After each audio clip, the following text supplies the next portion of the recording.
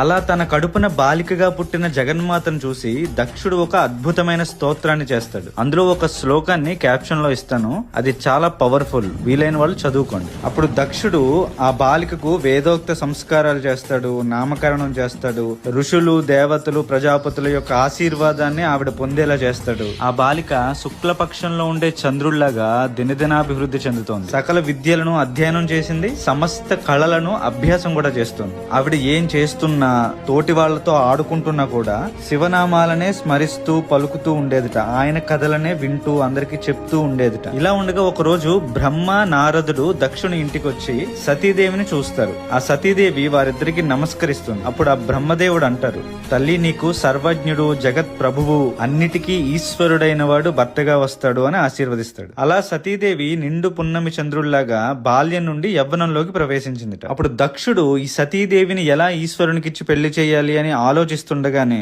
సతీదేవి తన తల్లిదండ్రులకి చెప్పి శివుడే తనకు భర్తగా రావాలి అనే సంకల్పంతో ఆశ్వీయజ శుద్ధ పాడ్యమి రోజు నందావ్రతాన్ని ప్రారంభిస్తుంది.